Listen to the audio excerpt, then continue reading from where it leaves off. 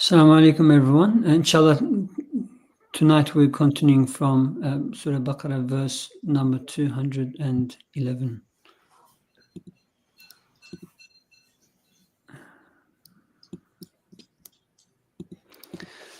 أعوذ بالله من الشيطان الرجيم. بسم الله الرحمن الرحيم. سل بني إسرائيل كم آتيناهم من آية بينة ومن يبدل نعمة الله من بعد ما جاءته فإن الله شديد العقاب زين للذين كفروا الحياة الدنيا ويسخرون من الذين آمنوا والذين اتقوا فوقهم يوم القيامة والله يرزق من يشاء بغير حساب كان الناس أمة واحدة فبعث الله النبيين مبشرين ومنذرين وأنزل معهم الكتاب بالحق ليحكم بين الناس فيما اختلفوا فيه وما اختلف فيه إلا الذين أوتوه من بعد ما جاءتهم البينات بغيا بينهم فهدى الله الذين آمنوا لما اختلفوا فيه من الحق بإذنه والله يهدي من يشاء إلى صراط مستقيم أم حسبتم أن تدخلوا الجنة ولما يأتكم مثل الذين خلوا من قبلكم مستهم البأساء والضراء وزلزلوا حتى يقول الرسول والذين آمنوا معه متى نصر الله ألا إن نصر الله قريب يسألونك ماذا ينفقون قل ما أنفقتم من خير فللوالدين والأقربين واليتامى والمساكين وابن السبيل وما تفعلوا من خير فإن الله به عليم صدق الله العظيم.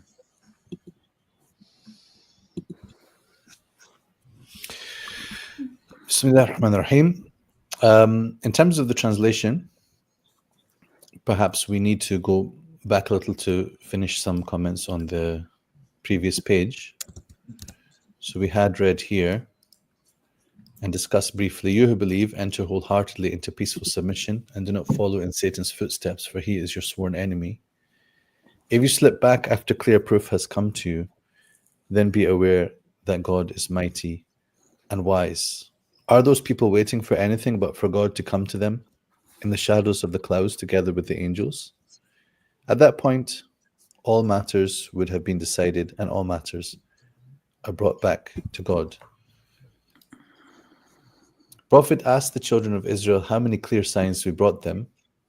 If anyone alters God's blessings after he has received them, God is stern in punishment. So perhaps we can start by covering what had not been covered in the previous page. Does anyone want to start us off, or shall I do that? Maybe you can go, but I was just going to connect this verse to the last verse you just recited. So it's only to do with the last verse of the previous page. No. Okay, but we still haven't explained, you see, these previous ayat. Yeah. So we have, obviously... Where were we up to, Ustadh? Where do we leave it, Ustadh Saeed again? Was it 208? Yeah. We had got to here, yeah. Yeah. Okay, maybe I could start just quickly. So, I mean, there's a few narrations from Ibn Abbas where he says, Anta Silm means Islam, and perfectly means in its entirety. There's another narration from Ibn Abbas once again where he says this verse actually refers to the believers among the people of the scripture, because he says because they believed in Allah, some of them still followed some part of the Torah and the previous revelations. So And when he says that anti-Islam in its entirety, he means to implement all of Islam's legislation, the law, adhere to all the commandments, and also refrain from all its prohibitions. I guess verse 208 and 9. That's covered in Ibn Kathir. Okay, so yeah, we had a little bit discussion about who could be addressed by Ya ayyuhalladhina amanu. So obviously the expectation here is this is addressing the community of believers, the Muslims. So although this other explanation exists, it faces this kind of awkwardness of really, could it be the people of the book who are called Ya ayyuhalladhina amanu? Ibn Ashur says this is highly unlikely, and I think he's right in saying so. Although the message can often work on multiple levels, like there's someone who is addressed directly, and then others who, by implication, should understand something here. So if you take the ayat, just take it out of its context, it's not necessarily wrong, but just to say the words by themselves without thinking about context, then we have this very general point, and it's applicable to any of us at all times to be wholehearted about our religion, and all the things that are legislated, etc., as you described from Ibn Kathir. Within context, a silm here, doesn't have to refer to Islam or the religion, but on its apparent sense is the state of peace, peaceful relations with others, indicating that this is the higher purpose which Muslims are to strive for, and this ought to be the state of affairs that that remains as far as possible, and that we should be the people who pursue that. And that comes in amongst ayat which talk about the necessity of fighting, the ayat that preceded, ayat that we're going to also encounter today. And we can see here, as Ibn Ashur suggests, the backdrop for these ayat. In fact, in some of the ayat, he says it's a matter of agreement that it came at the time of Sulh al-Hudaybiyah. But then he sees that as kind of following on into the other ayat that we are going to be reading, that they are being told that they should accept this state of peace, because there is also, there was a time when fighting was what they wanted to avoid, and later on the truce was something that they found hard to accept, right? So interestingly, when he comes to the ayah kutiba alaykum al-qitalu wa huwa kurhun lakum, Ibn Ashur suggests that we ought to read this as something speaking about the state in the past, right? That when fighting was legislated for you, you found that very difficult to accept. But then at the time of Sulh al-Hudaybiyah, they are being told to hold back and to be in a state of truce. And this is very difficult for you, because now you feel like we are stronger and we ought to fight. So this is, it's very pertinent to the overall philosophy of war and peace in Islam. There would be some, even amongst the Muslims, who might emphasize the warring passages, the calls to step up and to fight, to defend what is right. And you can emphasize that. And there's times when we need to collectively emphasize that. But what is the underlying maqsad, the higher purpose within these?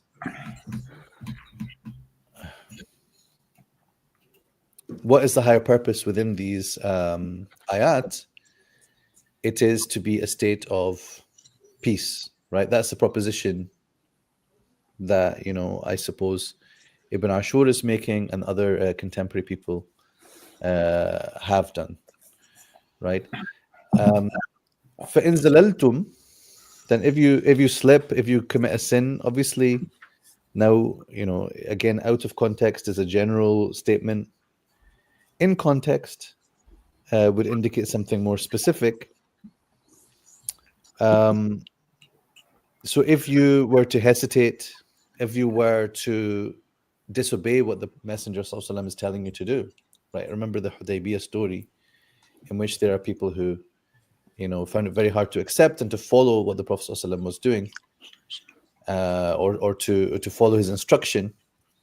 And our mother Salama radhiallahu anha tells the Prophet ﷺ to go ahead and be the first one to come out of ihram, right, in order to show them this. And then the believers, then their hearts warmed up to this, and they followed him in that. So this shows you that even at such times that they were experiencing, it was, due to their love of the deen, to their love of Allah and His Messenger, even then they might find it hard to swallow certain instructions coming from Allah and His Messenger. Right? That shows you something about the human being.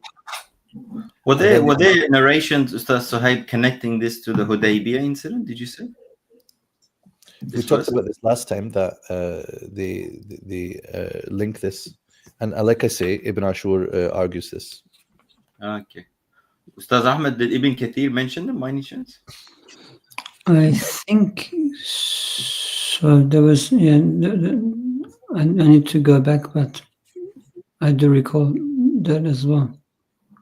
I mean, it doesn't mean that Ibn Kathir doesn't mention it, it's not there, but it would be interesting if there's some a major riwayat like this not covered in his one. But And everything is not about riwayah. I mean, this is a general issue that we have in reading a massive surah like Surah al-Baqarah. We know it didn't come all at once. So contextualizing it requires reading the ayat themselves, reading between the lines. The narrations are particularly informative, but they are also conflicting. So this is what the general issues that we've encountered a number of times before. So here we need the Mufassirin to wrestle with that, and to and to try to provide a coherent account of it. Right. So then we've got this complexity in this following ayah. So the translation says, are those people, which people? There's a lot of possibilities here. What does this refer back to? And these explanations are not necessarily mutually exclusive, or you can only take one point of view. There could be multiple things intended by the ayah, but that will affect some of the questions of what is meant here by God coming in the shadows of the clouds, or is this something that in a way the ayah is affirming will happen, in which case we need to understand it or do ta'wil of it according to the ways of various scholars, or is it in a way indicating something that it was an expectation that some people had, and therefore the Qur'an is not affirming it, in fact, if anything, sort of turning that round on them, or almost mocking their expectation, right? So that's broadly the two perspectives that I would say exist here, right? So the first possibility is that it's referring to something that actually would happen, and so it refers back to there's this kind of person who is good, there's this kind of person who is bad, that we encountered their examples before, and maybe related to specific people that the ayah was revealed about, but then more generally that everyone is awaiting a day when everything will be sorted out, when judgment will be established. And then this is a kind of description of something that will happen on that day. And as we know, Allah Azza wa Jal, we don't talk about his person or his essence coming or arriving at a place that he wasn't.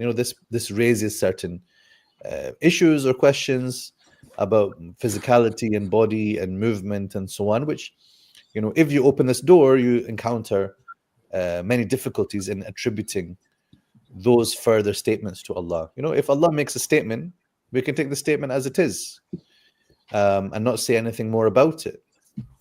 And you can call this, if you like, ithbat, right? That's to say, I affirm what Allah said. You can call it tafweed as well. That's to say, I accept and relegate the meaning of that, or the particularities of that to Allah subhanahu wa ta'ala, and He knows best. Although some of the scholars then said, well, we can, say something sensible in addition, which is maybe it refers to the command of Allah is coming, the punishment of Allah is coming, many different, kind of what you say, the mudaf, the something of Allah. That's what's intended by saying that Allah would come, right? So, it's not a thing to, get lost in debate over, but just know that there are different maybe approaches that have existed and continue to exist amongst the Muslims, which, unfortunately, people do get caught up in disputes over such matters. At the end of the day, we should want to take from the ayah the point that is being made. What is it that we're supposed to take from that? I would say, if we take it as affirming something that would happen, then reverence and awe, fear of the consequences on that day, just the understanding that it's an awesome moment at which everything will, come to its climax and culmination, and judgment will be established. So that's the first. That's the first approach, which is to say that the ayah is suggesting that, or indicating that there is something that will happen, which is described with these words. That's the first approach. Yes. No, maybe I should let you finish. But like it says, هل ينظرون, like, are they waiting? So whether these descriptions, like it's. I mean, it could be argued that perhaps Allah subhanahu wa ta'ala is not describing himself with this sifat or this coming, but just describing their expectation. But then there is that verse in Surah Rajab, وَجَاءَ رَبُّكَ وَالْمَلَكُ صَفًّا صَفًّا. So perhaps, that's what I just wanted to say. So there are other ayat that would support the view that this is stating about something that would happen. Okay. But then there are also ayat which support the second perspective on this ayah, which is that it is talking about the expectations of, say, the Jews, the expectations of the mushrikeen, that in a way they're saying, oh, we won't believe in any of this until such and such happens, right? So in a way, like, these meanings can be brought together, which is to say, you're saying that you will only believe when, God himself comes to you, manifests, and you will see these, and maybe there are some narrations or parts in the Bible and so on, which give them this particular vision of what the end times will look like. So is that what they're waiting for? And at that point, are they planning to believe then? But at that point, وَقُضِيَ الْأَمْرُ, right? The grammar of it, I think you were asking me last time, but there's a couple of perspectives in the grammar, but at the end, the conclusion is, like the translation indicates here, at that point, things will already have been concluded. It's not the time to say, oh, okay, then, amanna, I believe now, like the Pharaoh when he was drowning. This is the moment of, the book has already been closed, I'm afraid. This is, the overwhelming signs are such that, there's no space for iman left. There's no iman bil ghaib. Once Allah Azza wa Jal is, in whatever way we understand here, manifest to you. So the time to actually manifest iman is now, based on these clear signs, and not expecting this thing which is the absolute moment of revelation. Yeah, in other places, that when it talks about the angels, if the angels were to come in the form that this life will still be a test, what does the Quran say? We will make them wear the clothes of human beings, or they'll be sent as a bashar, as a human being. Yeah, لَجَعَلْنَاهُ رَجُلًا وَلَلَبَسْنَا عَلَيْهِمْ مَا يَلْبِسُونَ. Not clothes, but we would have remained in a state of confusion as they are. Yeah, but it's interesting the word libas is used. Labs, yeah. Labs, confusion. Yeah. So, but basically, they would have still come in the form of human beings, and they would have still remained confused, because it's meant to be a bit confusing. Not confusing, a test. But the moment they have to remain the scope of test. Yeah, exactly. There has to remain a scope of, and this is a very important principle. If the scope of test is removed, then the whole doors of tawbah. The hadith says, Allah accepts istighfar from his abd until the soul reaches the throat or the sun rises from the east. Yani, because those two things, once the soul reaches the throat, at that moment reality is shown to you, but it's too late. And that's why people from the Ahl Kitab will believe in Isa alayhi salam before their death. That's at that moment, according to some interpretations. And obviously the sun rising from the west is also such a large sign that will force anyone to believe. But I liked Sheikh Abdul Halim's translation, because the Arabic, obviously the Arabic is the Quran itself and the best, but a basic new reader of Arabic like myself, وَقُضِيَ الْأَمْرِ, you don't get it. But so he puts a full stop, and then he says, at that time, the matter will be decided. It's not that the people who are doubters were waiting for God to come and the angels and waiting for the matter to be decided. The waiting doesn't apply for the matter to be decided. And the way he translated in the English shows that. Yeah, so it can be understood as a hal وَقَدْ قُضِيَ الْأَمْرِ. Yeah. Or it can be وَيُقْضَى الْأَمْرِ, and it's for tahqiq. So there's a couple of possibilities, but I think this translation, helps to make the meaning apparent. No. Okay. So then I read the beginning of this translation. Prophet asked the children of Israel how many clear signs we brought them. If anyone alters God's blessings after he has received them, God is stern in punishment. The life of this world is made to seem glamorous to the disbelievers, and they laugh at those who believe. But those who are mindful of God will be above them on the day of resurrection. God provides immeasurably for whomever he wills. It kind of moves to the children of Israel from the previous verses. It says, "Oh, you who believe," and Ibn Kathir kind of mentioned that from Ibn Abbas. This refers to the verses about the people who believed from the people of Scripture. I mean, I haven't come across, to be honest, Ibn Kathir, or I've looked at the Diyanat Tafsir as well, but I was kind of wondering if there is anything to do with the hypocrites here, because the previous was around 204, like those we know that according to some sources it was revealed about a certain hypocrite. So yeah, I'm just trying to see if there's any connection at all. But yeah, this verse clearly talks about the children of Israel, and even the previous verse where it says, until basically the punishment of Allah comes. So yeah, I just kind of so either there's a kind of continuation because Bani Israel were already being referred to. هل ينظرون, are these people waiting for anything other than this?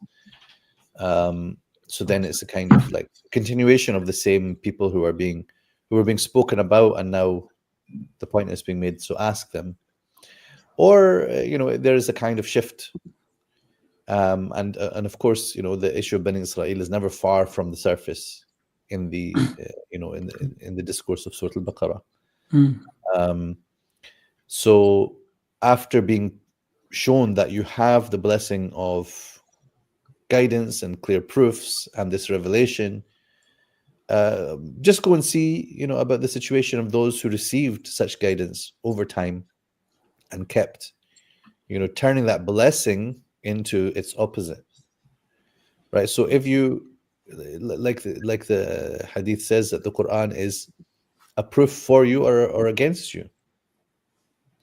So by extension, you can almost say the Quran is either for you a blessing or a curse, right? That Allah raises some people by this Quran and debases other people by this Quran.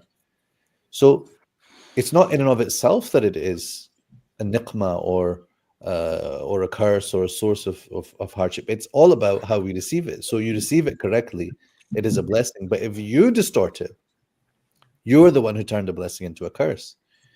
And that is the tabdeel of the ni'mah of Allah, right? To transform something that He gave you, and you can extend this to other things as well. Other ni'am, you fail to be thankful for them. You use them in a destructive way, in a sinful way. that became something which you will be accountable for, which will then come back to bite you on the Day of Judgment. Imam Harali says something very similar, and I liked it to what Ustadh Sohaib is saying. He said tabdil here, changing, is leaving the knowledge of the scholar with the scholar, and leaving the uprightness, the salah of the salih, the uprightness of the righteous person with him. Yani, not following them in it, not following them in that knowledge or in that uprightness, he says, is the tabdil. Because initially in my mind, because the verse said Bani Israel, I'm thinking of yuharrifun al-kalima an mawadihi, changing I'm thinking they're actually changing the signs of God. But here the meaning could be, as Ustadh Sohaib was saying, more general. They're just not receiving it in the right way as guidance should be received. Yeah. And Ibn Kathir kind of talks about the blessing being faith, but then they rather change it with disbelief. They don't receive that. Okay, yeah. Now, just in terms of the munasabat, because the previous verse mentioned coming of God and the angels, Imam Baqai says, because the Bani Israel was so aware of all those miracles, as Surah Baqarah has mentioned, including being raised up and the Mount Tur being put above them and going up, and all those miraculous things that they witnessed. So ask them. But then Imam Harali says that this warning is like, this whole verse is like a summary form, and it sort of leaves to the mind to think of all the other events that happen in Bani Israel mentioned in the surah, because he says this ummah will follow that ummah's path step by step. So whatever's going to happen, and Imam Harali constantly makes this, all these warnings about Bani Israel is because this ummah is going to follow them. And those hadith is a quote.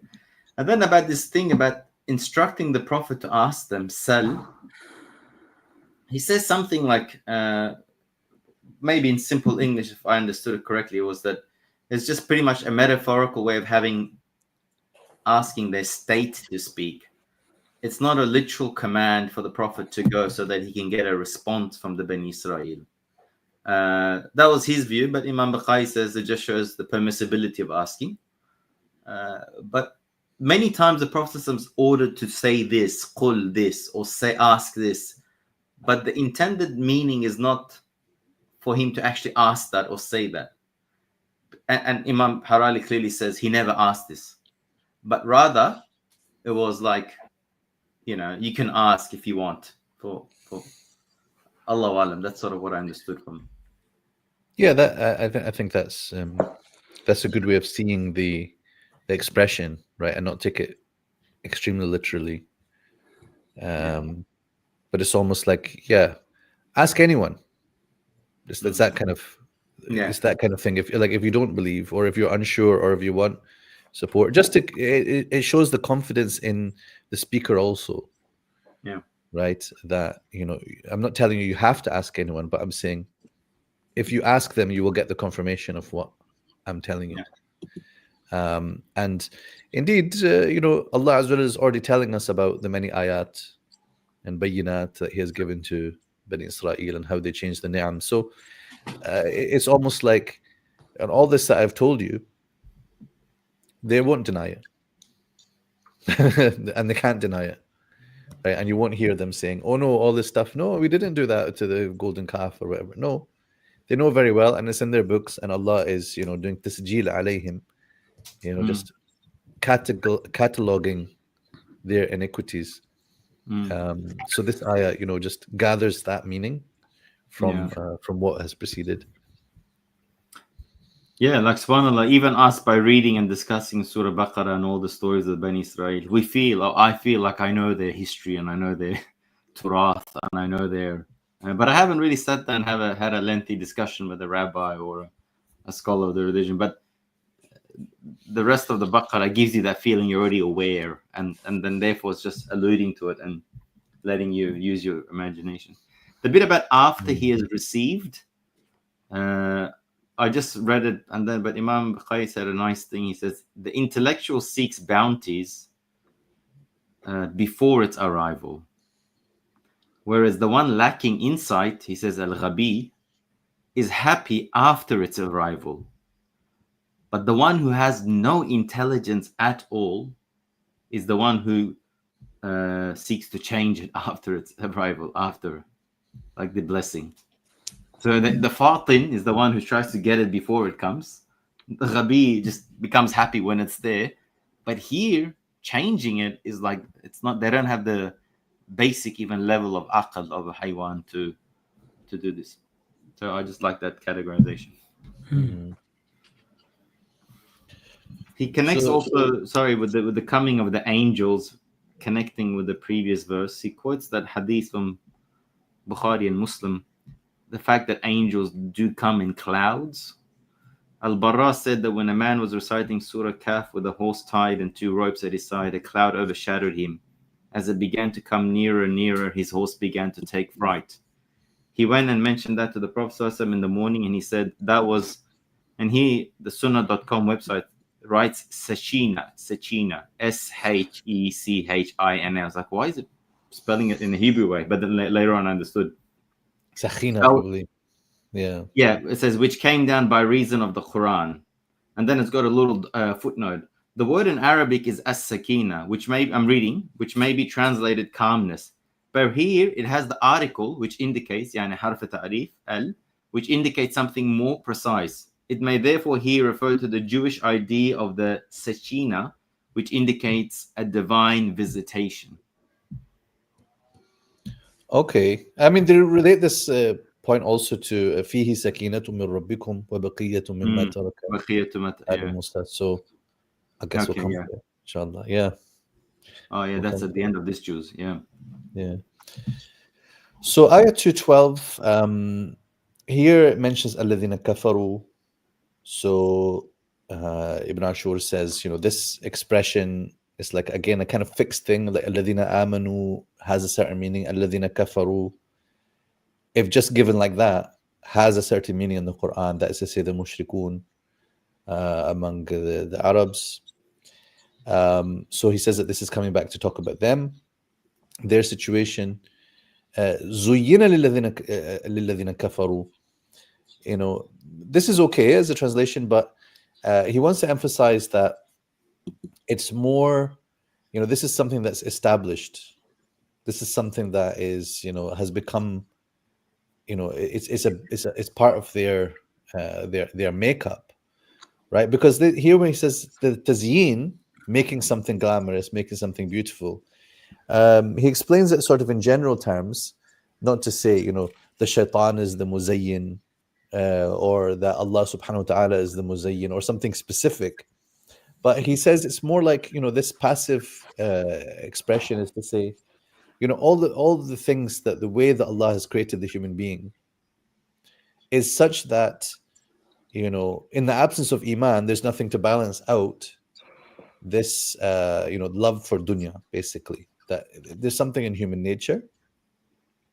So even, think, other ayat we can see talk about how zuyina linnasi hubbu shahawati, that for all people there are, desirous things of this world.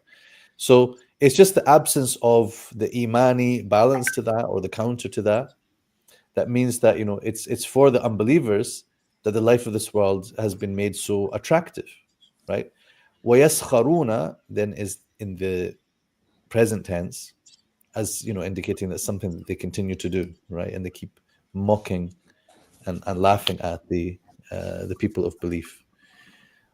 وَالَّذِينَ اتَّقَوْا فَوْقَهُمْ يَوْمَ الْقِيَامَةِ. So it's important here when reciting it to kind of, to stop here in order for the sentence to be clear. Otherwise, you could end up with a sort of, a confusing sentence, right? So it's a separate sentence. وَالَّذِينَ اتَّقَوْا فَوْقَهُمْ يَوْمَ الْقِيَامَةِ. So here the people of belief are described with a different title. But it's the same people, the people of taqwa. Or we may say here Allah Azza wa Jal specially singles out from among the people of belief, the people of taqwa, that they, are immediately on the day of judgment above the unbelievers. And maybe the rest of the believers, they have a slightly different, a more general status after that. Wallahu yarzuqu man yasha'u bighayri hisab. I'm going to dig something out about this while you comment. Right. Maybe I guess that especially the last part, maybe that's why Ibn Kathir kind of connects it to spending, but he says that the Spending, Ustaz Ahmed? spending in the path of Allah. So what he says is, for the disbelievers, this world is made beautiful, and they collect wealth from this world, and they don't like spending from it, unless for worldly reasons, of course. But then those who actually believe, those who have taqwa, to earn Allah's pleasure, they spend in His path. And so the disbelievers actually make fun of the believers for spending money in, whether it's charity or for the purposes Allah subhanahu wa ta'ala encourages. And so yeah, that last part about God provides immeasurably for whomever He wills. So the believers are the ones who do not fear spending in His path, because they know that Allah subhanahu wa ta'ala is the Razaq. And there's a few hadith as well. I think these hadith will go nice in a fundraiser. but some beautiful ones, like, "O son of Adam, spend and I will spend on you." There's one where he addresses Bilal radiallahu anhu, the Prophet. He says, "O Bilal, spend and do not fear deprivation from the owner of the throne." That's, I think, very powerful. No, Then that's he not to Sorry? the Bilal radiallahu anhu. That's that famous story where Which one? one companion, like I think Sayyidina Omar, tells the Prophet, okay, because the Prophet, whenever someone comes, used to give everything to him. He used to give. And if I'm not mistaken, once Sayyidina Omar says, "Ya Rasulullah, enough, you've given, leave some for your family." And the Prophet was a bit disturbed by that. And someone else got up and he said to the Prophet, "Anfiq ya Rasulullah, wa la takhsha min dhil arshi iqlala." I forgot the hadith properly. And don't fear from the Lord of the throne any. And the Prophet smiled when he saw that, because he likes that. Anyway, maybe there's a narration. It's might be a different narration, Ustadh Sadeq, but it does say that it's a hadith, and the Prophet says it perhaps on another occasion where he was asking him to spend or give, and he thought. Yeah, I correct my reaction. I didn't mean to say no to that reaction. I just remembered the other version, and I'm not aware of this version. Yeah. And maybe just one last hadith says. This is quite interesting. It says, "The son of Adam says, 'My money, yet what is your money except that which you eat and use up, wear and tear, and spend in charity, and thus keep in your record? Other than that, it will go away and will be left for the people, i.e. the inheritors.'" There's a Turkish saying which says, the owner of mulk or property, etc., but then where is its first owner? Ask the question, i.e., all the owners before you have passed away, we don't even know who owned this property first, perhaps this land first. So just like that. Can you say that in the Turkish? Mal sahibi, mülk sahibi, nerede bunun ilk sahibi? Something like that. The possessor of wealth, the possessor of property, where is the first owner of such wealth and property? So, yeah. Imam Baqai says that this verse is really showing the reason for the verse behind it. Why would someone change a blessing of God? Like, what's in it for them? It's because of the worldly life becoming beloved to them. That principle of read the Qur'an as if it was revealed to you. It's narrated that Muhammad Iqbal's father said it to him. If we take that principle, sometimes these verses, you can take it as if, although it says alladhina kafaru, but there's advice to our souls and ourselves even in these verses. We can really question how much has the dunya grown upon us. Like Abu Dhar al-Ghafari, that verse, those who hoard silver and gold, he had a very particular interpretation of that verse, and he went around rebuking companions during in his time after the Prophet. So just like that verse had a particular context, but the spiritual meaning out of it. Imam Harali also says, because the verse alludes that seeing the worldly life as beautiful, istihsan ad-dunya, is a type of kufr itself. And he goes to go and justify that point. And all, just a reminder to me, but your point of Ibn Kathir connecting it to spending was interesting. But it also means that sometimes Muslims want to always be in the best position in the world and the hereafter. There's nothing wrong with that. But there might always be a group of elitist cultures. And this attitude, you can see it in Muslims. Sometimes the elitist, non-religious Muslims who mock the religious Muslims for spending and belittle them as if they're, held back and they're not as modern and as westernized as they are. It can really apply to different contexts as well.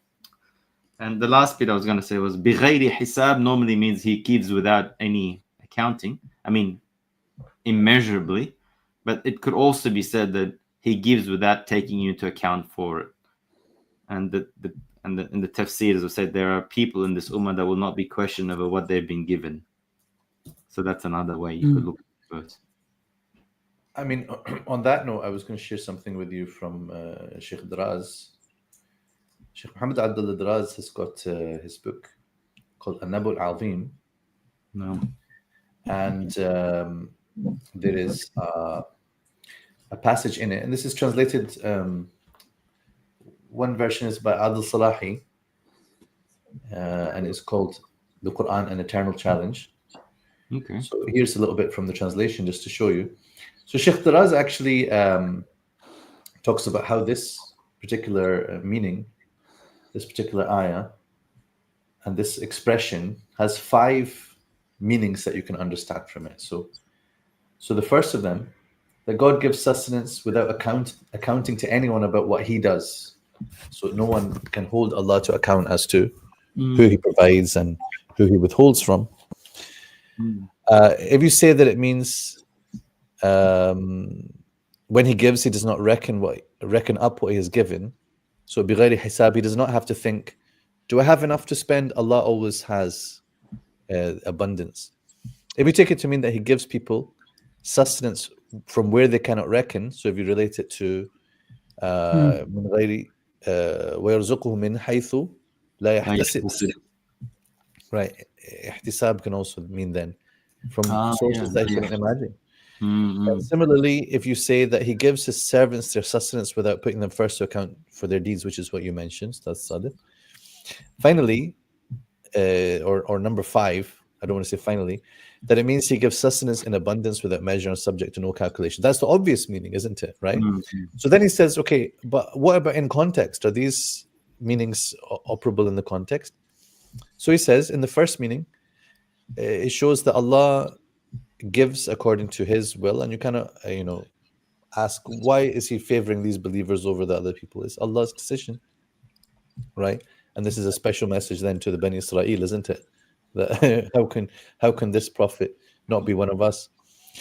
This provides consolation to the poor among the believers and puts the rich and arrogant face to face with the facts, so they do not go too far in their conceit. The second meaning alerts us to the limitless resources God has at his command. The third meaning provides a hint to the believers of what God will give them of victories so as to replace their hard times with comfort and their poverty with affluence. And this will come from where they don't reckon. The last 2 meanings give a promise to the good believers either to be admitted to heaven without having to face reckoning or to multiply their reward manyfold. So this is, he gives it as an example of the flexibility of the Quranic language, the richness, meanings that can be found in tafsir, meanings that come from pondering. So I think it's a nice one to look up. I have a little video about that as well. Thank you for sharing that. Maybe you can share the link of the video. That was really nice. I thought I go, that's a nice subtle point, a second meaning that didn't occur to my mind, but you gave it another 3. Well, only 5 from Sheikh Daraz, but maybe we can add to them with some more tadabbur. I remember Sheikh Yusuf used to always talk about him and his book Nabu al-Azim. Yeah, it's an important contribution, and it includes within it a chapter which is the a sort of thematic structural reading of Surah al-Baqarah. And that was, apparently the first attempt to do something like that. And then after him, Sheikh Muhammad Ghazali took that idea and wrote a whole thematic surah by surah commentary on the Qur'an, and many others have built on this approach since then. So this is one of the scholars who set who established a methodology which was itself fruitful, and I think that's really valuable. Shall we move to the next ayah? No problem. So this is, a very grand ayah, which seems to point to the depths of history and prehistory, and the question of the essential state of the human being and the place of revelation and prophethood. And there are different ways of reading it and seeing what is intended by the statement mankind was a single community. So the general perspectives are either it means that mankind was all united on truth, or it means that mankind was mostly united upon falsehood, right? So the second thing, that mankind was all in a state of falsehood, it makes it more obvious then God sent prophets, right?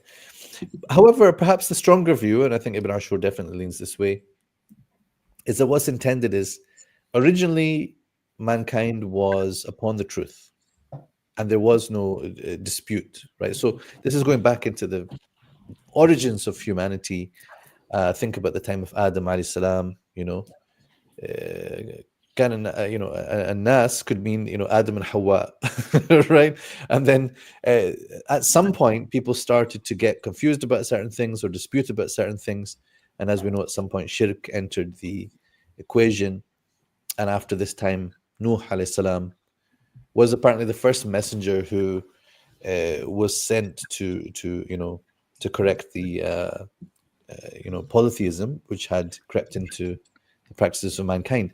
So then there's an implication: mankind was a single community and then fell into dispute about certain things, right? And that's implied by what will follow. And then God sent prophets to bring good news and warning. He sent the scripture with the truth to judge between people in their disagreements. So then this points to that thing that we said is implied, that they have now fallen into dispute. And so a big part of what the messengers have to do is to show them the thing that they should agree on. And then there are people who, even after the prophets have come with the truth, with the revelation, with the clarity and the clarification, they fall into dispute concerning that. So after receiving religion is itself the remedy to the dispute. Then they make religion itself a cause of dispute, and they split off into different factions, and they dispute over the scripture itself after the clear signs had come to them. So this group is worse than people who disputed without the guidance having come to them. But in fact, now the dispute is after guidance has come to them, when they have that, and even using that as the means for that rancor. So then the end of the ayah would be saying, then Allah has sent further messages and this final message and this messenger and this Qur'an to guide people to the truth of all of that. So now, clarifying not just what you had differed on sort of from your fitrah, which had kind of gone askew, but actually guiding the people of religion and religions from the people of the book or the books, and the Jews and the Christians and the mushrikeen, guiding them to that truth that they have differed upon. And this is now, then encapsulating what this revelation is about. Yeah, that was a good summary. I read this verse and I felt like doing a bit of a deep dive into it, because I really opened my mind, and I wanted to bring the verse from Surah Yunus. It comes a lot of places that after knowledge came, they disagreed. Here it's after the revelation, but other places it says after knowledge has come, if I'm not mistaken, in the Quran. But maybe Ustadh Ahmed, I'm sure Ustadh Sohaib referred to some narrations. How about you share with us some of the narrations? Yeah, well, it does say about Nuh alayhi salam coming, but Ibn Abbas, there's a narration from Ibn Abbas again saying that there were 10 generations between Adam and Nuh alayhi salam, and all of them were on the religion of truth. So, and then they later disputed, and Allah subhanahu wa ta'ala sent warners and bringers of glad tidings. And then apparently he recited this verse, and this is in context of that. And then there's, in terms of the disputes, there is a hadith of Prophet ﷺ where it mentions that this is the day Friday that they disputed about. Allah guided us to it. So the people follow us as tomorrow is for the Jews and the day after is for the Christians. But then there's another saying by Abdurrahman bin Zayd where he kind of talks about yes, the day Friday that people have disputed, but then he also talks about like the Qibla, how the Jews face one way, one direction, Christians face another direction, and Muslims face the Qibla. About fasting, how there were differences and disputes in that. Ibrahim alayhi salam, again, the Quran mentions he was from the Hanafiya, whereas Jews and Christians look at it in different ways. Isa alayhi salam again. So yeah, just it gives some examples as to how they disputed. Yeah. Imam. I checked Imam Tabari's tafsir, and he definitely disagrees with the view that they're on disbelief, although that belief exists. He says ummatan wahida means on the path of belief, and he mentions these similar narrations as well. Now that I understand from the verse, as Ustadh Sohaib said, the first disagreement. Now here the English doesn't really capture it, but disagreement, ikhtilaf here really means different sects, like the religion, because the common opinion for ummatan wahida is the one deen. Ummah is often used for religious communities. So if that one religious community was split, it means different sects. So it's not like, because we sometimes disagreements, we know Islam is very tolerant, ikhtilaf ummati rahmatun, we have all these sayings. But here it's a very negative connotation, almost like sects, hizb, sectarianism. So, the prophets came giving glad tidings and warning. Imam Harali says something very nice. He says, the mubashirin are like the default state. He says, like keeping the healthy status quo. If you remain on this path, in other words, of your fitrah, you'll have Jannah. But the mundhirin is more like, it's like the non-default state. It's like when there's an illness, so the cure to that, to fix that, when the status quo is disrupted. So that was a nice explanation of mubashirin, and I hadn't seen. But for me, I'm particularly interested in that the real ikhtilaf comes after, because it says, yet it was those same people to whom it was given. Can we have the verse up? Or maybe I'll just find it up. Because the way I read it, or I read the verse, it's not that yet it was the same people. It was وَمَا اخْتَلَفَ فِيهِ إِلَّا الَّذِينَ أُوتُوهُ. If I'm not mistaken, you could also read that, and we have Ustadh Sohaib, and none disagreed except for those who were actually given the book. Right, but then what does that imply? So what it implies is that, and I'm particularly interested, is that when the haqq comes, or when knowledge comes, real disagreements comes out of that. And my theory is, and I'm just trying to connect dots, because knowledge opens the door to progress. I forgot the verse. Darajat, the people who given knowledge. Like, shaitan begins his decline after gaining knowledge. Hasad and everything comes up after knowledge, because once the doors to progress is opened, people want to go up, and then but people with impure nafs start competing and jealousy.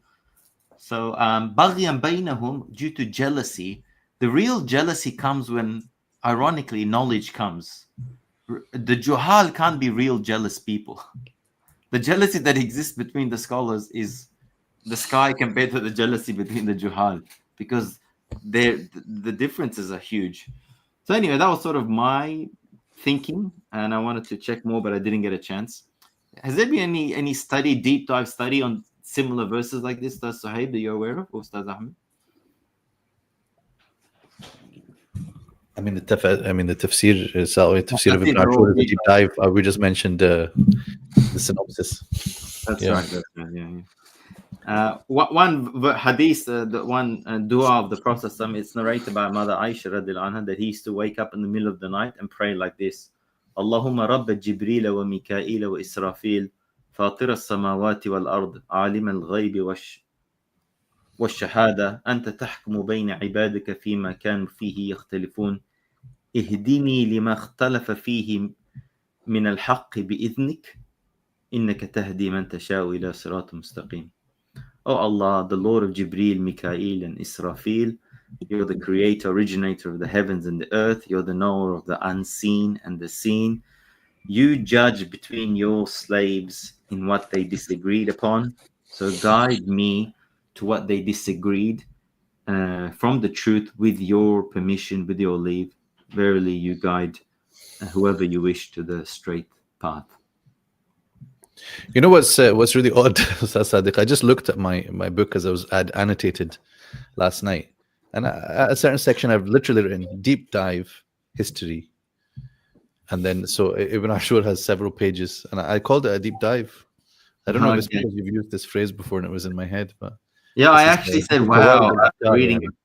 Yeah, I looked at this verse and I was like, I wanted to compare this and all the other places the Quran says "Baghyan bainahum." There's ones that say after knowledge has come to them. So this theory that knowledge opens the door for fitna, not fitna, but wrong ways. Yeah, Imam Tabari said there are views that says that the Ummah Wahida could have been when the children of Bani Adam were presented to him in this previous to this world, or it could be like Ustadh Ahmed said, up to the time of Nuh. And he says it doesn't really matter which time it was. The point is they were all a one guided time, one guided faith community, and then differences. And it's a kind of perspective then, isn't it? Like I like that connection with the idea of, like, primordially you were supposed to be one, but you split. Why did you do that? Yeah. Because of what? Jealousy? Because of what? The dunya you wanted? So it kind of indicates that. I hope that noise is not too bad. I'm going to have to mute myself. Now the motorbike noise is coming from your neighborhood. It's not a motorbike this time, but I can't even hear myself now. So the idea is that you are supposed to be one, right? And maybe there's a nice connection there. Right? So try to get back to that state. That's what we're trying to do. Get back to the state of unity which is upon the truth, right? So by promoting the truth, we are promoting unity. Not, as some people might say, why are you making trouble? Like, let us do our shirk. Also lakum dinukum waliyadin is a Quranic principle, of course. But it is about trying to call people to unite upon truth. And this would be the most meaningful unity, the most effective unity.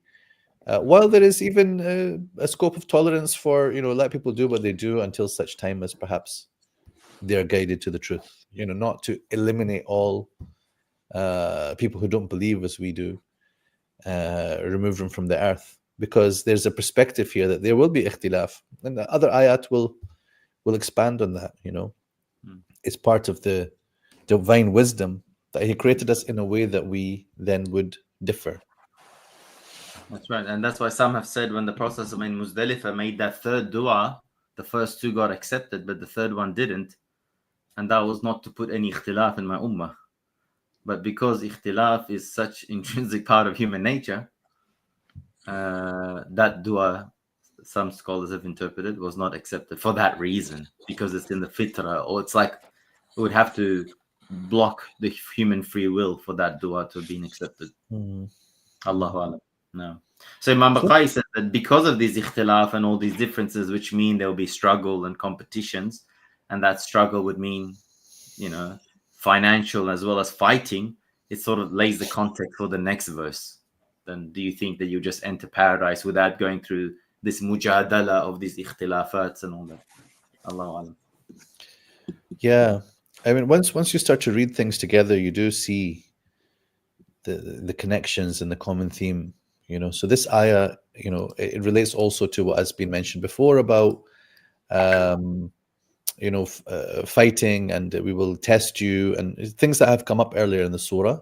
Again, sort of an undertone, a layer of the conversation that's happening with the believers, to be ready, and that you will be above on the day of resurrection. This is but to get to the state of being counted to those who are people of taqwa, you're going to have to show that you are those people, right? And there will be tests that will come that raise your status, Just and with that the word, make yeah. go on.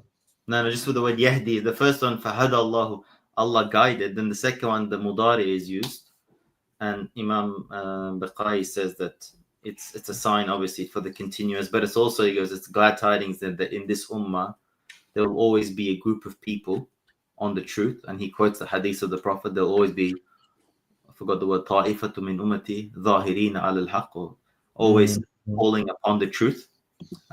Which implies that this ummah will, the ikhtilafat, as we've already seen, and we know other hadiths, will happen the same way, if not even more, if we take that hadith of 72, 73. So that's why we are in more need of saying ihdina as-sirat al-mustaqim min al-Fatiha and our surahs and our du'as, and hence our Prophet's dua, sallallahu alayhi wasallam. Okay. So the point in ayah 214 is to do with the difficulty and the suffering that is inevitable for those who are striving in the path of Allah subhanahu wa ta'ala. مستهم البأساء والضراء وزلزلوا, and they were so shaken, like literally the word is like إذا زلزلت الأرض زلزالها, like an earthquake. So they were so shaken that the messenger and the believers with him. Now, of course, al-Rasul here is not referring to the Prophet Muhammad sallallahu alaihi wasallam, clearly, because it is talking about those who came before. So then you can see it as looking at one ummah, one particular nation at a time, at least. This has occurred a number of times before.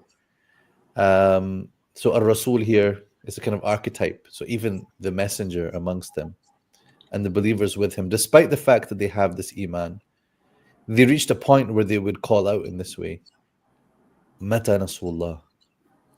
And then Allah Azza wa Jal answers, and he's answering now the people who are receiving this revelation, that Allah's help is near. So it's a very, very deep meaning and a matter of iman, that Allah's promise is true. Right? Does anyone want to elaborate on this? Yeah, just two words. In terms of the words, مَسَّتُمْ بَأْسَاءُ وَالضَّرَّاءُ, Imam Baqai quotes Abu Ubaid al-Harawi. Don't want to boast about my country, but every time I see Harawi, I remind people that it's a city from Afghanistan. So we have next week a speaker coming from the States. He's also Harawi, Ustadh Ahmet. They're all buried in Herat. I'm not from Herat, so it's not, inshallah, too much national. But Abu Ubaid says that Ba's refers to the material calamities, financial. Okay. And Darra refers to the bodily or individual. But interesting, Imam Bukhari quotes that, but then he says, I see it to be in the opposite. Because he goes, most of the time, Darra is used for financial, and so that's his. But Imam Harali, I really love his spiritual intake. So I'm very thankful for having discovered him through trying to discover Imam Bukhari. He says it's the sunnah of Allah subhanahu wa ta'ala that when he tests his prophets and his awliya, he tests them in a way where every single cause, one by one, completely are taken away. He says, ijtithath, like it's ripped out. All hopes of any cause, any help coming, all the doors are closed. And it reminds me of that famous saying of, Sayyid Nursi rahimahullah, that when all the causes become silent, that's when the nur of Tawheed makes tajalli. the real tajalli of the nur of Tawheed comes when causes are fully disconnected. Imam Harrali uses like a sentence like that. So he goes, the sunnah of Allah subhanahu wa ta'ala, that he tests them in this way. And also he says that it's actually this ummah's sunnah is like that because this ummah is usually given help through the du'afa, not through the aqwiya. But Through then he their also, weak ones and not their strong ones. Yeah. that's right, through their weak ones, thanks, and not through the strong ones. And also, I noticed Ustadh Sohaib saying this is not the Prophet.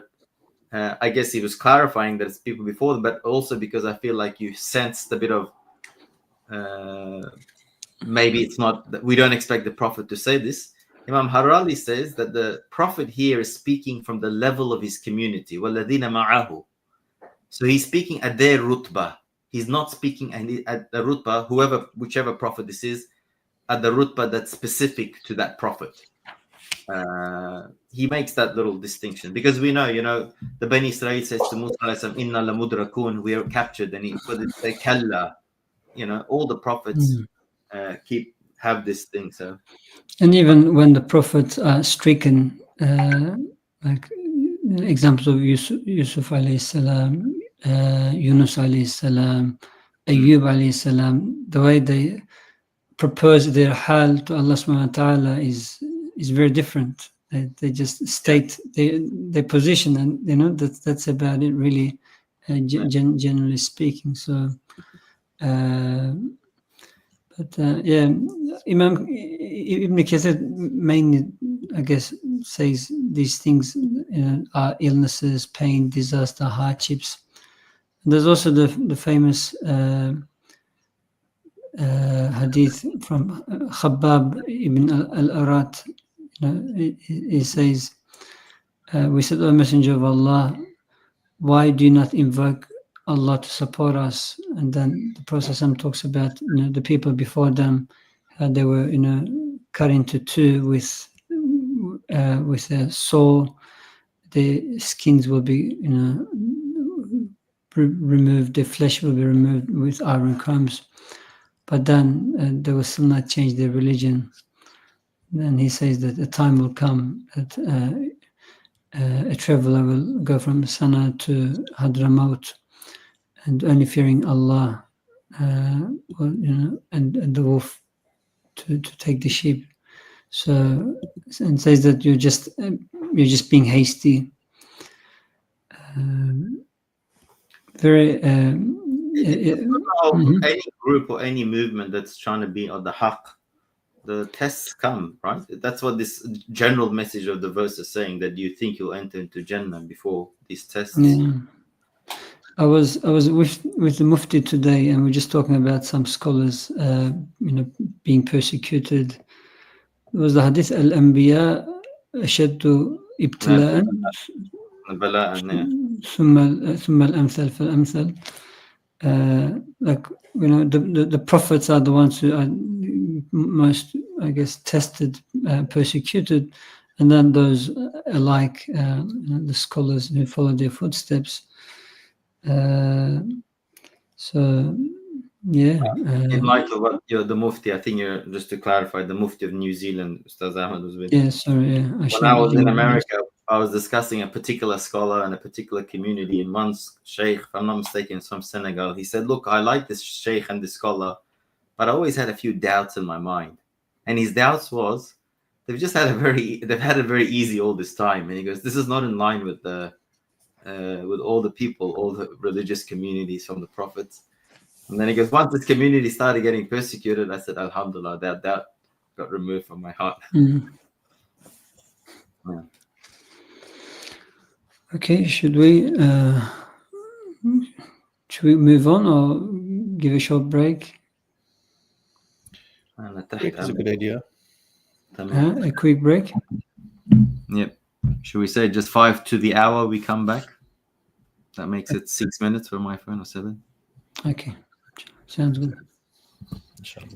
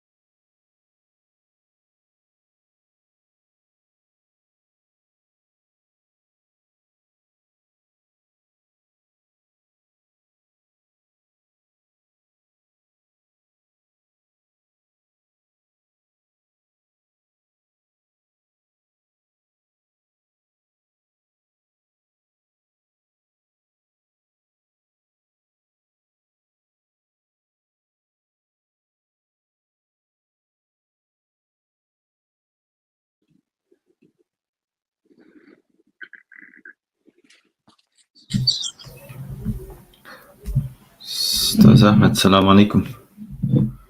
وعليكم السلام ورحمة الله. Should we start with recitation maybe? Yeah, maybe we'll get to Ustadh Sohaib to recite. I recited last week. Just in relation to tabghi, Imam Harali gives a very good. He gives very unique definitions of words. I really like it. He says the baghi, he says, is the action of the hasad, whether it's by word or by deed. And then there's a hadith that's been quoted here. I couldn't find it, the reference, but ثلاث لا يسلم منهن أحد ومنهن متحلي الحسد والطيرة والظن فإذا حسدت فلا تبغي. You know, three things no one can be free from, which is some sort of hasad. Tira, I think, is where you decide, you know, it's like a bit of astrology based on the birds. That was an Arab practice. And negative opinion, or dhan. But the hadith at the ending apparently says, وَإِذَا حَسَدْتَ فَلَا تَبْغِي. So after you have felt some jealousy, don't seek that out. Don't actualize it. Just in relation to بغي بينهم. نستمع إلى صوت الأزهري قراءة المصري. ماشي. أعوذ بالله من الشيطان الرجيم. كتب عليكم القتال وهو كره لكم وعسى أن تكرهوا شيئا وهو خير لكم وعسى أن تحبوا شيئا وهو شر لكم والله يعلم وأنتم لا تعلمون. يسألونك عن الشهر الحرام قتال فيه قل قتال فيه كبير وصد عن سبيل الله وكفر به والمسجد الحرام وإخراج أهله منه أكبر عند الله والفتنة أكبر من القتل ولا يزالون يقاتلونكم حتى يردوكم عن دينكم إن استطاعوا ومن يرتدد منكم عن دينه فيمت وهو كافر فأولئك حبطت أعمالهم في الدنيا والآخرة وأولئك أصحاب النار هم فيها خالدون. إن الذين آمنوا والذين هاجروا وجاهدوا في سبيل الله أولئك يرجون رحمة الله والله غفور رحيم. يسألونك عن الخمر والميسر قل فيهما إثم كبير ومنافع للناس وإثمهما أكبر من نفعهما ويسألونك ماذا ينفقون قل العفو كذلك يبين الله لكم الآيات لعلكم تتفكرون.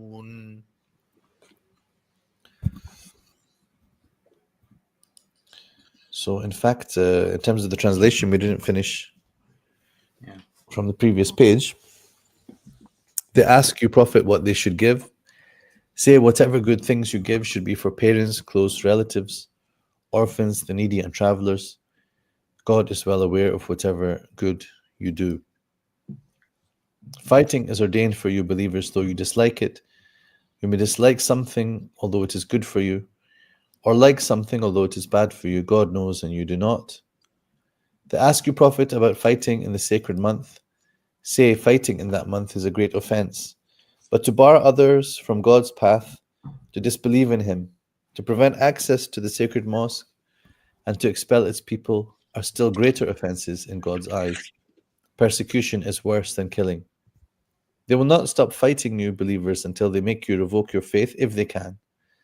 If any of you revoke your faith and die as disbelievers, your deeds will come to nothing in this world and the hereafter, and you will be inhabitants of the fire, there to remain. But those who have believed, migrated, and striven for God's cause, it is they who can look forward to God's mercy. God is most forgiving and merciful. They ask you, Prophet, about intoxicants and gambling. Say, there is great sin in both, and some benefit for people. The sin is greater than the benefit. They ask you again what they should give. Say, give what you can spare. In this way, God makes his revelations clear to you, so that you may reflect.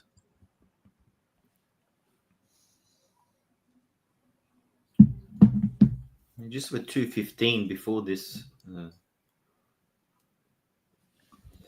terms of Imam Bukhari says the connection to the previous, he says it's a unique balagha style, which, to be very honest, I'm very limited in my balagha knowledge. He calls it an-nashr al-mushawwash. So one of the brothers that I'm dealing with who's studied balagha 4 or 5 years in Saudi, he's actually a student of Ustadh Sohaib, and he yusallim alayhi. He says his teacher said people should never study balagha from tafsir books because they just hear rules and they don't understand what it is, but they're quoted, and that's what I'm doing right now. But he goes, it's because he goes the material and physical difficulties that Ba'sa al-Darra mentioned previously are now going to be outlined in this verse 215 in terms of the material spending, and then the next one about physical, the fighting. But so maybe then he's saying that ad-Darra is indicated, or referred back to in a way in this ayah, and then al-Ba'sa is then covered in the following ayah. So it's like almost like the items are mentioned and then switched in order. Well, what's the normal one? It's called al-laf al-nashr. Is that what's the normal one? Al-laf al-nashr is like referring to things respectively. Respectively, yeah. Just as a side note, my uncles and aunties, my blood uncles and aunties, they studied in Kabul in high school level. Normally religion was not something. It wasn't a favorite subject. But some of these balagha terms I was discussing with them, they were all familiar with it. They had actually studied these as part of Farsi rhetoric and balagha. So this Arabic thing was actually quite common, and people knew of it. Okay, thanks for explaining that to me. So in his view, the Darra being the financial one is mentioned second, but brought up first, and the Ba'sa being the physical one is mentioned second. So that makes, now I understood it. Imam Harali says, anyway, I'll just say it because I started it. He says the verse asks about what should be spent, right? But then the answer comes in on who should be spent on. The actual question wasn't really answered, and he says it's almost like he feels the one asking this, there was some sort of a hesitancy displayed. The hesitancy that's similar, like the type of Bani Israel when they were asking about the slaughtering of the cow.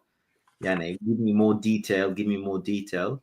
And in a way, it's as if Allah subhanahu wa ta'ala is not very happy with this question. This is my understanding, because he says Abu Bakr never asked when he came and brought all his wealth for sadaqah, or Umar when he brought half, or others.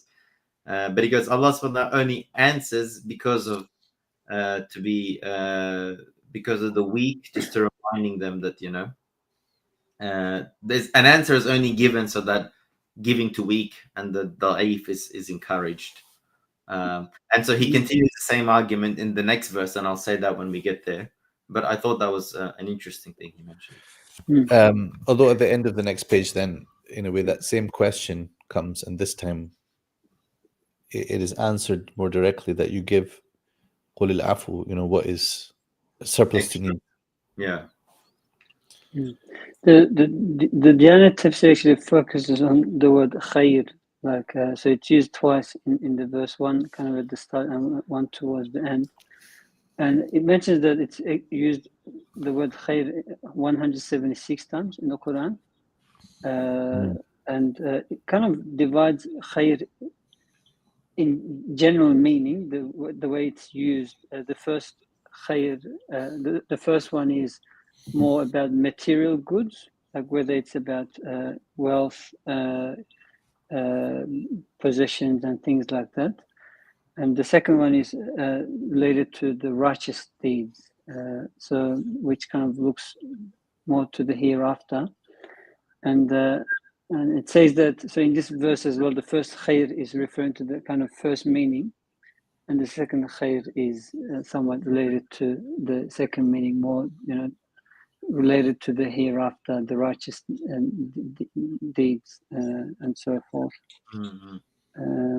But there's also a hadith that mentioned in Ibn Kathir, similar, when someone asked the Prophet who deserves one generosity the most, he says, your mother, father, sister, brother, the closest, and then the farthest relatives.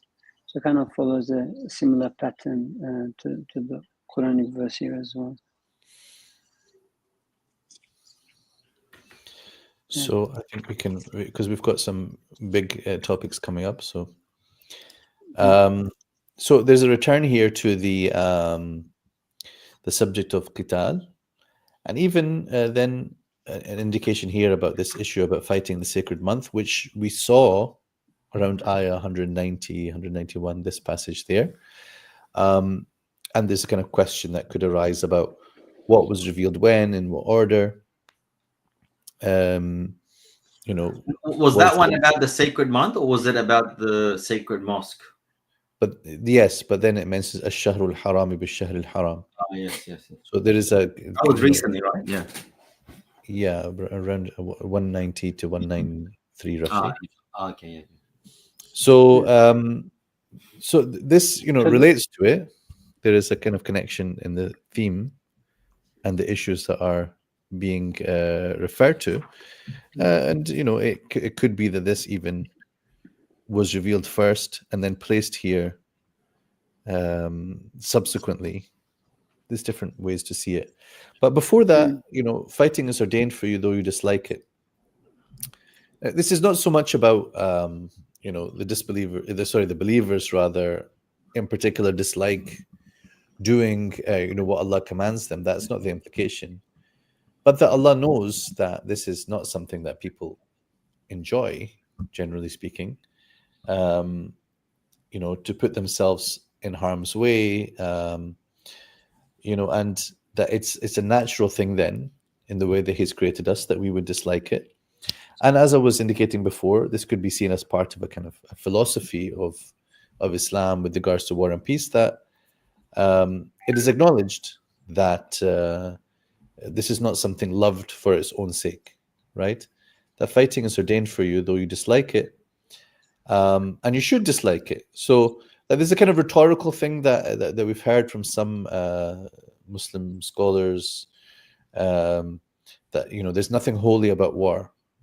So they're saying the idea of holy war needs to be kind of. Ustadh Sadeq, if you could put your hand down a bit, it's very distracting. I don't know what's going on. Is your finger okay? I have it. I'm just putting a finger brace on it. Sorry, Allah give you ease. So there's something then which is natural to feel against it, and we shouldn't answer that back and say, no, war is brilliant, war is amazing, war is holy, and because yes, there's something emphasized in the Quran about the reward for those who strive in His way and who give their life in the way of Allah, but not to desire war, and certainly not for its own sake. The fighting which is ordained in the Quran is for the higher purpose of peace, right? But sometimes the route to peace is covered with thorns, right? So the disliking is not like a sign of disbelief or weak iman or anything like that, but that you are asked to do something that you dislike because Allah told you to do it, right? And that applies to many things, and there is mashaqqa and there's taklif and some hardship involved in following the commands. Not everything is easy, not everything's a bed of roses. And that general principle here, this is an absolute, this is what we may say is one of the maxims and general rules in the Quran that is stated within a context but can be applied to many, many contexts. That you may dislike something though is good for you, it's for the greater good. Or you like something although it is bad for you, right? So the comfort in your homes, it's staying away from the battlefield, staying away from striving in his way, and whatever it may be for us nowadays, activism, and that might be in the form of protesting, it might be in whatever form it takes, it's bad for you, because if you don't stand in the face of injustice now, and oppression now, and tyranny now, it might not be striking you directly just now, but it will come. So it is bad for you to sit back, to be passive, while you might enjoy your comfort right now. So Allah Azza wa Jal is then calling you to what contains your maslaha, what contains your benefit in reality. And this then is in the scale of the sense of how you weigh things up and what are priorities, and then this whole issue that is expanded in the next ayah points to this principle as well. That okay, people are asking, and it could be some of the believers asking, it could be the unbelievers coming with this contention that you're gonna you did such and such campaign, and that was in one of the sacred months. Don't we affirm the sacred months? So here's a question, as to, does Islam affirm the sacred months? Ibn Ashur's perspective on this is that eventually it was abrogated as a point of of law, right? But that at least in the beginning, this was affirmed because it was in the general maslaha and benefit for all people. The Arabs considered it an offense to fight during the months which were adjacent to the Hajj. And it was for the greater good that this be affirmed, while the Muslims and the mushriks are still inhabiting the Arabian Peninsula. Later on, the throwdown comes with Surah At-Tawbah, which is to say, you'll have these few months, and then after that, there will be no shirk in the Arabian Peninsula. So at that point, then, the issue of observing the sacred months in that way does not remain. Although there is still فَلَا تَظْلِمُوا فِيهِنَّ. Don't commit sins in this time, that we should consider their hurma. There is a sacredness, there is a respect that is due to them.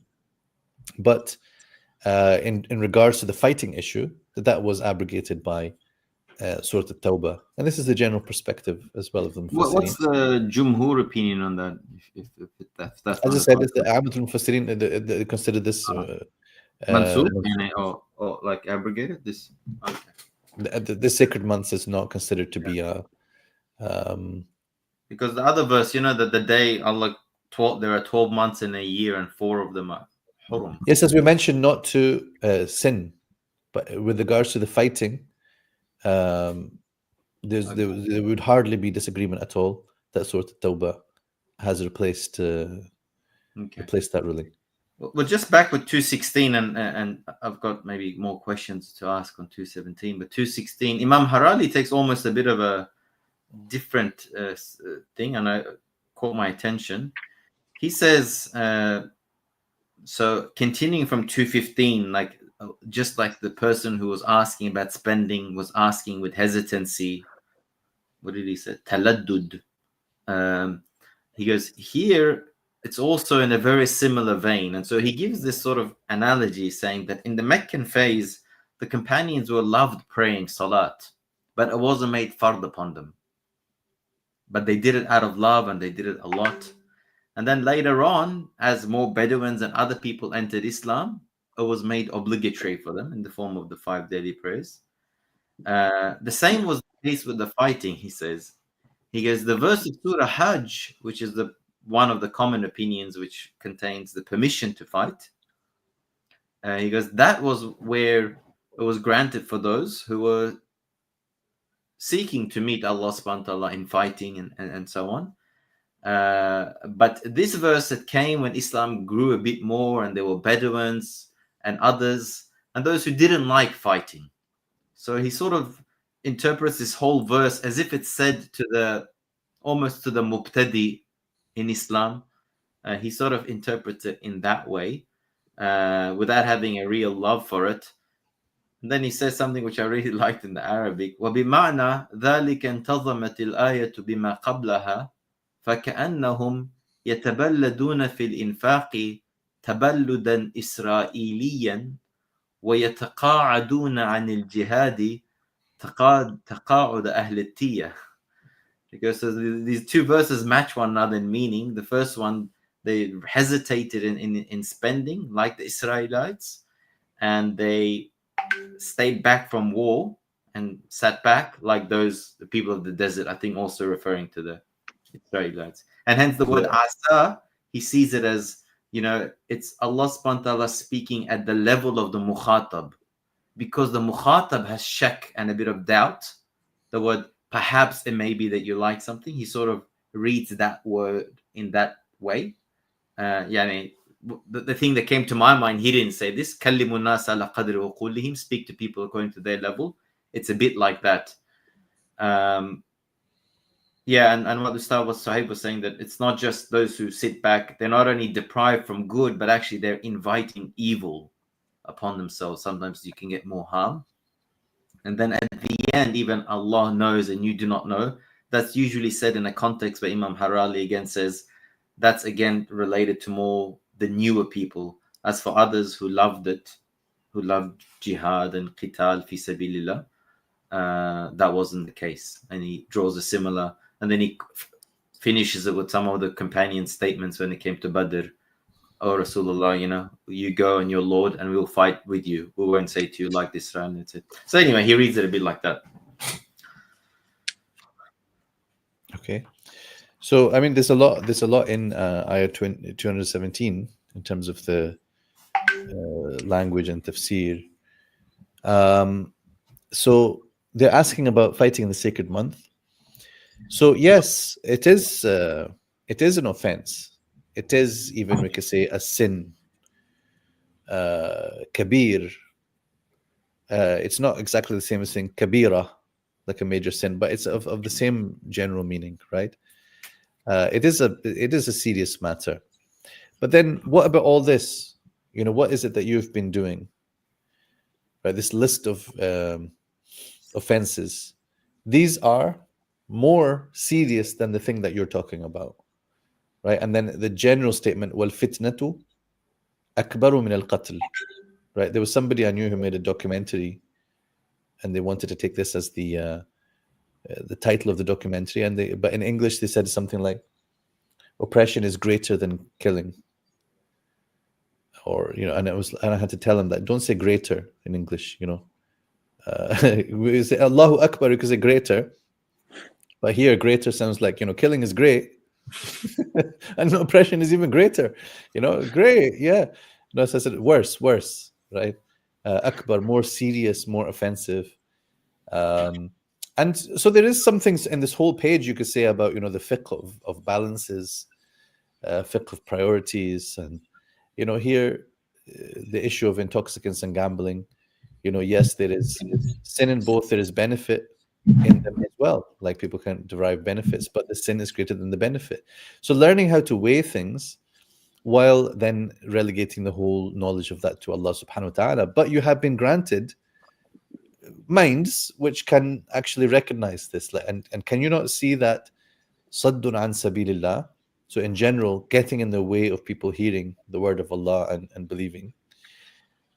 And then saddun an al-masjid al-haram. So I kind of skipped one just to kind of show you how that connects grammatically. But so sadd here is only mentioned once, but in the translation kind of comes twice to clarify that, right?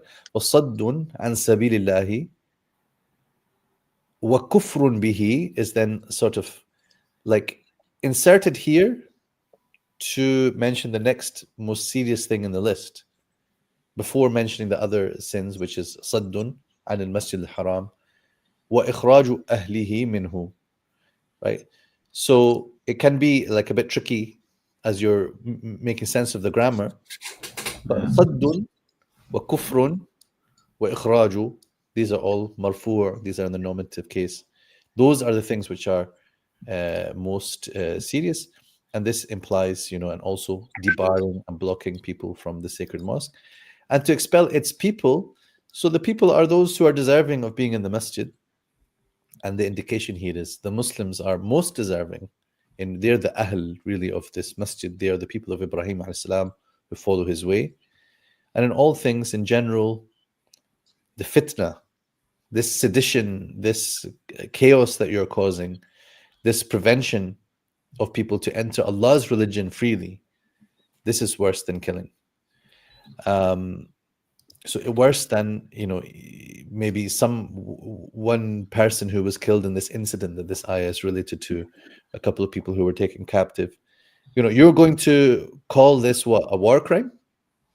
And the double standards is the same thing that we experience in the world today. Like, oh, you did what on such one date that we're going to mention this date forever and ever? What happened then matters, and is but a whole year of unabated slaughter, well, that's just retaliation, isn't it? So, the crime after crime after crime after crime, and then some people have a skirmish in Amsterdam, and then this is a pogrom. This is this is the double standard of the oppressors. They point to anything as, look, how could you have done this thing? And but don't talk about what we did, or what we did is justified. What we did is retaliation. They even changed the way they give the news about it. They delete it. It's horrendous. Yeah. Just with the 4 things now, I know Ustadh Ahmet's probably waiting to talk about Abdullah bin Jahsh radiallahu anhu, but the 4 things mentioned, and you said it is a bit grammatically challenging, but I read something of Imam Baqai, and as the Turks say, made me feel like I wanted to throw my hat in the air. What is that saying, Ahmed, in the saying, Ustadh Ahmed? Yeah, it's used out of amazement. So he says 4 things are mentioned there, and he goes, 2 of them, the khabar of it. What's the word in English for khabar? Is it predicate or I forget? Mubtada khabar? Yeah, predicate is fine. Yeah. Predicate. Okay, so 4 things are mentioned: A, fighting in the sacred month; B, preventing people from Allah's path; C, fighting in the sacred mosque; and D, expelling the citizens or the people of the sacred mosque. 2 of them, A and D, the khabar is mentioned explicitly. As for B and C, it hasn't been mentioned. And A and D was very clear: fighting in the sacred month, the incident that had happened, and expelling the people from Mecca, that had already happened. Whereas for B and C, preventing people from Allah's path, well, that hadn't happened, and that was going to happen in Hudaybiyah. And then C, fighting in the sacred mosque. So Imam Baqai reads it as fighting in the sacred mosque. He says that is to happen when Mecca is conquered, because that's in the sacred mosque. Because it hasn't happened, Imam Baqai says it's the secret of balagha, that the khabar has been removed. So, in other words, Allah subhanahu wa ta'ala explicitly mentioned what had become apparent due to the 2 events, and hid the khabar, the predicate of the ones that were hidden in time. So, yeah, that was a nice little thing. Faida. I couldn't get to page 2, unfortunately, so I won't be able to talk about Abdullah bin Jahsh. But I did have a read through the Diyanat Tafsir once again. It does talk about that. So both the Hudaybiyah and the year after the opening of Mecca, the Fath, took place in the Haram month. So hence this was raised, and this principle of al-fitnat ashaddu min al-qatl, it's referred back in verse 191 as well. So it's I think it really re-emphasizes the importance of this principle. But the Diyanat Tafsir, there's a focus on the second part of the verse, especially. I know we haven't got to that, but right, the part where if any of you revoke your faith and die as disbelievers, your deeds will come to nothing in this world and hereafter. So it kind of goes into discussion about what the Imams, the Madhab Imams have thought about this, whether if a person strays and then comes back to Islam, if their deeds are returned or not to that person, which I found interesting. But Imam Abu Hanifa and Imam Malik say no, their deeds are gone, they don't come back. And Imam Shafi'i says that the deeds also come back with him as well. Oh, this is after they come back into Islam after the apostasy, right? Yeah. Oh, Yeah, so it's that's about right. the bit about their actions will become void. That one, huh? Your deeds will come habitat a'mal. Yeah. Okay.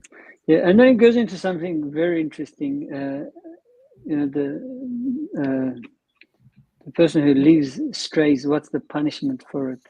But it basically concludes that the punishment shouldn't be execution. The tafsir, which is I guess it's a big topic, so I'm not sure if you want to go into that. This is the Diyanat, the Turkish Diyanat. The Turkish Diyanat, yeah, that's right. Well, just for people to understand the controversy, it's this: that the punishment for apostasy, the famous one, as we know from the Hadith, that it's execution. That's not mentioned in the Quran. It's mentioned in the Hadith, and so that's the background to the controversy. Yeah. In my tafsirs, that said this is like an ishara pointing to the mass apostasy incidents after Sayyidina, during the Khilafat of Sayyidina Abu Bakr radhiyallahu anhu. It sort of points to that. So Sadeq, just on that, the main, I guess, thing that they use here is, saying they shouldn't be killed. It's for people. It's not based on them straying from the religion, but the main reason is that they fight against Muslims. So that's the kind of argument that they use. And treason, some will say because of treason. Yeah. So I mean, it's interesting. I was a bit surprised that Ibn Ashur he doesn't take this kind of more, let's say, how can I put it? Softer approach. Softer approach. He's a bit matter of fact about it, and I was a bit surprised, given generally what I know about his perspectives on things and his. So he does, of course, take a kind of maqasidi view. That is to say, looking at the higher objectives and the harm that ridda causes, apostasy causes. So he says it's it almost implies if people enter into the religion and leave it, it gives the impression to people that this religion is weak and this can't be allowed. And he says, well, this is not ikrah fi din. As Allah says, la ikrah fi din. We'll come to it, of course, inshallah. He says, no, it's not really what the ayah is talking about. La ikrah fi din is there is no forcing people to leave their religion and become Muslim. But this is just forcing them to remain in Islam. But I was a bit shocked, like that level of argumentation here. I don't think is quite satisfactory. But this is a bigger debate, of course, and can be an extremely sensitive one because of in some of our societies, some of this has run away into extremes, really, of what constitutes kufr and ridda. In fact, Ibn Ashur even points to this issue about disrespecting or cursing the Prophet sallallahu alaihi wasallam and sabban nabi. So in some of our societies, it's kind of like if you give a teddy bear a certain name, you are murtad and you are this and this and this is gonna, or even if you're an unbeliever, then you have committed this act. And it's not about just the ruling by itself, but then the sociological aspects of that are very important. What's happening, it's easy enough to just point the finger of takfir at someone that you have even personal beef with and accuse them of saying something. And the standards of evidence are going to have to be suitably high if this is a matter of life and death. And then with regards to the principle itself, the evidential basis for the death penalty for the murtad or the apostate, it's well known there are certain hadiths which are pertinent to this. Man baddala dinahu faqtuluh. There is agreement among the scholars. At the same time, there is detail in these hadiths, as Ustadh Ahmed pointed to, maybe taken from the Diyanat thing, about like which circumstances is that supposed to be applicable to. Not just someone who quietly loses faith and wanders off and does something else, but someone who as some of the hadiths say, al-mufariqu lil-jama'a, right? So someone who then presents a problem which then the Muslim ruler has to deal with, right? Because it becomes a case of fitna as well. So then, there is a view, and I'm not going to say this is a majority view or anything of the sort, but there is a view that this is a discretionary matter relegated to the rulers.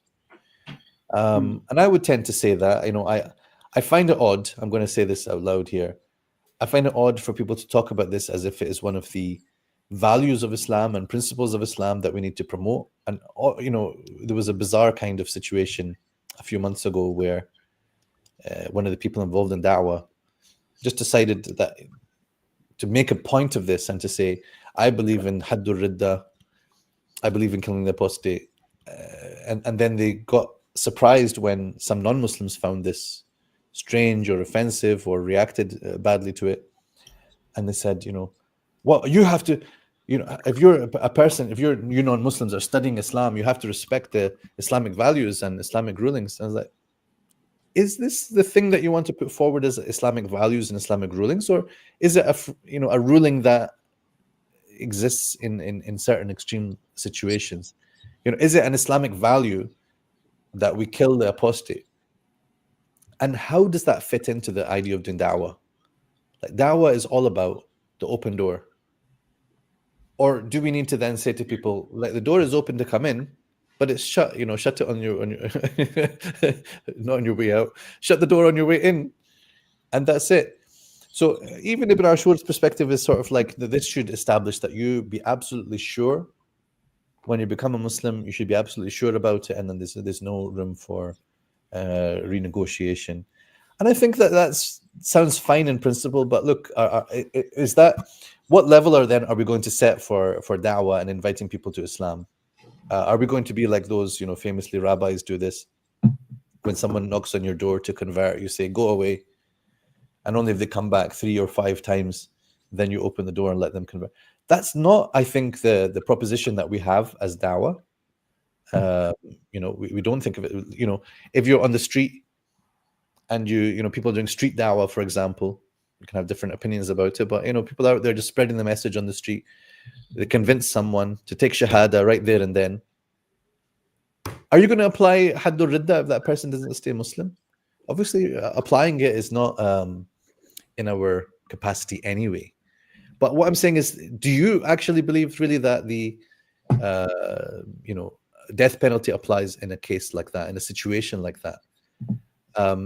I definitely veer far in a certain direction on this, and with evidential basis. But mostly this is not a case that we have to examine when we're living in countries that don't implement it anyway, right? So it's a theoretical discussion. But in some places, it's not a theoretical discussion, and there are laws which are applied in certain ways that are deeply troubling as well. Yeah, and unfortunately, like some of the attitude of those you alluded to, they almost want to always defend the harder or the harsher opinion, and they think anyone who doesn't is watering down Islam. It's a bit of a lot of su'i dhan on behalf of others. But yeah, it's a big issue. I won't go into it. But even from a seerah perspective, it's a bit complex because there were people who left Islam but were not killed. People who wrote the wahi. Mm-hmm. So it's much more complex than it appears at face value. And there's verses for man sha'a falyu'min wa man sha'a, so although those verses are showing that in the hereafter the punishment Allah will punish them, but no.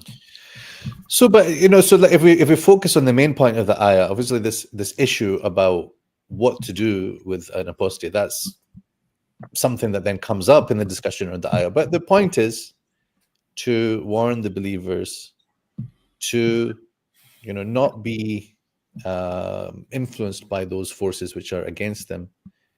If you go to be like them again, you will be destroyed. Everything will go. في الدنيا والآخرة, even, you will not be treated as a believer. You will lose, for example, your marriage. You will lose all the things that you had while being treated as a believer. You will be treated as an unbeliever. And the akhirah, even more severe outcome. Well, also, like, the main thing is they will not stop fighting you believers until they make you revoke your faith. Like the tafsir I was reading saying that their enmity was it's at a different level. That even if the Muslims wanted to stop fighting them, the Quran is also warning them, be careful. These guys harbor a lot of enmity for you. They will not stop. This is like you said, this war crime. They, at that time, the international law was not to fight in the month of Haram. That was a bit of an excuse just to, promote bad propaganda against the Muslims. But they were really harboring intentions of wiping them off, and they will not stop doing that. That's sort of the segue. And whoever does revoke their faith, the Quran says, well, they have nothing in the hereafter and this world. So, of course, then the emphasis is on, the contrast with those who stay upon the path and who strive in Allah's way. And then, because we're going to need to make sure to cover, we can't leave things from now on, because in subsequent weeks we will have to cover 3 pages of the Mus'haf, so that we can reach our target of the study of Surah al-Baqarah. So we might be a little bit briefer in the way that we do that. But inshallah, we will finish this second page in the few minutes we have left. But yes, this is well known. The issue of the prohibition of wine, of alcohol, and also of gambling, particularly with regards to wine, the gradual nature of that prohibition. So this is one of the earlier statements before the absolute prohibition comes in Surah Al-Ma'idah. And this is now appealing to your common sense and your recognition, that for some of the Sahaba, it was obvious that the writings on the wall, this is going towards tahrim, right? We're told also, don't approach the prayer while intoxicated, right? So clearly prayer is important. We want to do as much prayer as possible. When would we have time to drink? When are you going to have time to enjoy that? Maybe only in the winter, because you have long nights, so you could fit in a bit of drink before. It's going to become more and more impractical. So they can see that we're going in this direction. Let's wean ourselves off, rather than going cold turkey. But the cold turkey, as we know, if we can put it that way, the famous narrations when the ayah in Surah Al-Ma'idah came, barrels were spilled onto the streets of Medina until it flowed with wine as they were getting rid. And, but they had to be prepared. Their hearts had to be ready for that. And there's this famous narration from Aisha radiallahu anha about, if the Quran had come first of all with the prohibition, it would have been too hard for people to accept it. And, there is this obviously divine understanding from our Creator about our nature and what we need in order to be able to enter into Islam wholeheartedly and to accept all its provisions and prohibitions.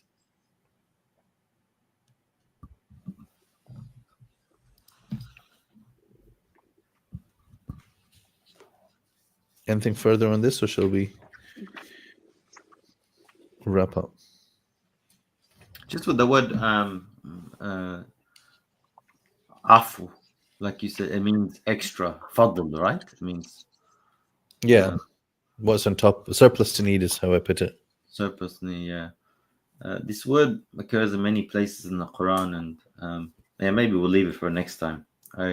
Next time. No, next time we've got 3 pages. That's right. Not in relation to this verse. There's a relation to the verse Afa Allahu anka lima dintallah. That verse. This famous mufassir from Egypt, I'm sure Ustadh Sohaib knows him. His name has just skipped my mind. From Alexandria. He has a very, very interesting on that word, and even says that hadith that says leave the awful lihya. it's normally translated as leaving the beard long. In his understanding, it's the opposite, is to cut it short, cut the longer part, trim it in a nice way. But anyway, that's all I have. Maybe I'll just add, so Sadeq, you've mentioned Abu Jahl al-Ghafari radiallahu anhu. So it actually does make reference to him in the context of this verse, because there's a discussion with what should be infaq and what shouldn't be infaq, right? What should be spent. So I mean, just the general agreement is that as long as you give your zakat, then it's up to you how much you want to spend. But then, yes, people like Abu Bakr thought that whatever you had extra surplus, you had to give out. So yeah, that was. So it doesn't mean that you have to give everything on top of your basic needs, but it's encouraging. It's encouraging to do that. Yeah. I mean, Ustadh Sadeq talked about it earlier on. The general agreement is that it's encouraged, but then Abu Dhabi took a different approach and thought it was actually an obligation to give away, right? So, yeah. Just as a reminder, they say he was the 6th person to become Muslim. We sometimes think of him as this alone companion, but he's from the Sabiqun al-Awwalun. Sometimes he doesn't get the thing. That's why when he can go to Sham or Basra and slap the companions that he feels are guilty of these, he can do that. He's got that position. But then Sayyidina Uthman exiles him, and the hadith of the Prophet comes true that you'll die alone. Rahimahullah. Well, that's a sad note to end on.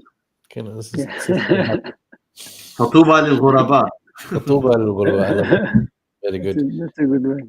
I had one teacher who used to translate it like this. He said, Islam began as something weird and will end as something weird. So good news for the weirdos.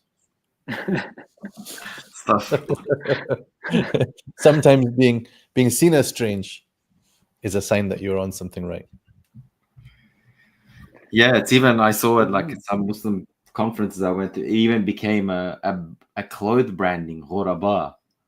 And it was cute, but from one angle, but like anyway, that's a different discussion. Sometimes we think of us Muslims being a different community, different ethnicity, but the Prophet in Mecca was very normal, like everyone else.